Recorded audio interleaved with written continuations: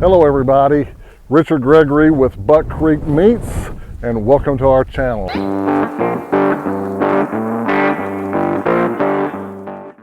Today we're going to take a look at how we go about growing and raising pasture raised, grass-fed, grass-finished meats whenever the whole world is as dry and looks like this. So we've got some things that we do, and I'm going to take you over and let you see some of those, show you some pictures, and I hope you enjoy the ride. Hang on to your hat. As you can tell from where I'm at right now today, it's green, and where the other was all brown. Now this has already been grazed by the cattle, but the thing about it is that it's not brown. This is ryegrass, and the only reason why we can keep it green is because we use pivot irrigation, and that's just a irrigation system that goes around in a circle, and I'll show you some pictures of that.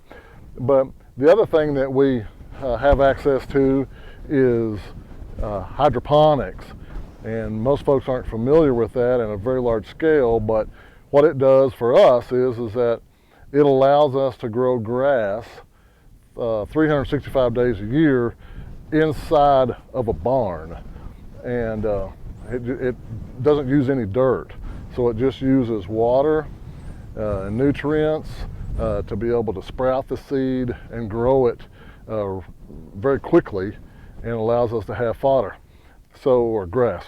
So we don't use that the way that we should, quite honestly, but it's something that's available to us. Mainly what we're relying upon is upon irrigation during times like this, and we do get a lot of times like this, and this will be what many folks would consider times of stress or shortage of feed or something like that. And this is where you'll get some folks that are kind of, I'll call it cheat, within the grass-fed rules, I guess you'd say, the kind of the accepted thought in that is that the animal will be grown on grass for all of its life unless feed is scarce. Well, I can tell you from being a farmer, that a rancher, that feed is scarce generally 2 times a year. One of those times is going to be in the winter, and it's going to be from somewhere in December till sometime in February, March, whenever the grass starts growing. So that can be a difficult time to finish animals, because it's so cold, you're just not getting any grass growth, and you have to grow it all before the cold starts, let them eat that down, and then once it warms back up, the grass grows again, then you have it again. And so that can kind of turn into some seasonality issues that you have to deal with and such, but there's ways to work through it. You just have to do it, and that's why I said a while ago that it's more art than science as far as how you grow meat in certain times of year. The other time that feed would be considered scarce and where you'll see people cheat is in the summer, and that's kind of where we are right now. Is we're moving into the summer. This is the first part of May, but we've been dry here in Texas, this part of Texas, for longer than that, actually since back in July of last year. So we hadn't had much rain. But the other time is in the summer, and it gets so hot that the plants don't grow.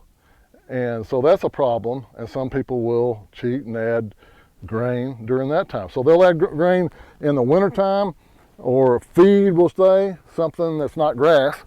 And when I say grass, I don't mean not hay. I mean they're going to add some sort of feed generally that has grain in it. The other part of our time is in the winter, and we don't do that. So ours is 100% grass-fed, grass-finished, and pastured. So it's raised in places like this, these open fields, no confinement or anything like that. And so this is what makes it look different. And it's also what slows it down too, because of those times of year whenever you're struggling to keep the animals fed.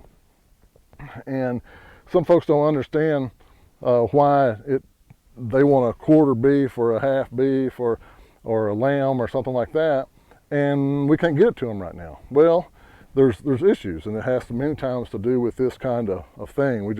The animals grow slow, and you have the issues of when you have grass and when you don't have grass, and the seasonality of cold and hot and that kind of stuff. So that can be a problem. And you know, we do our best, and we want to serve you, and we're going to be completely upfront with you as far as how that's done, and what our timelines are expected to be. And you know, we hope you understand, but if you don't, then we understand, and everybody's got, you know, something that they're making decisions around, and we go with that on our side and your side. So we're happy to serve you in any way that we can in that respect. So we hope that you understand with us as well.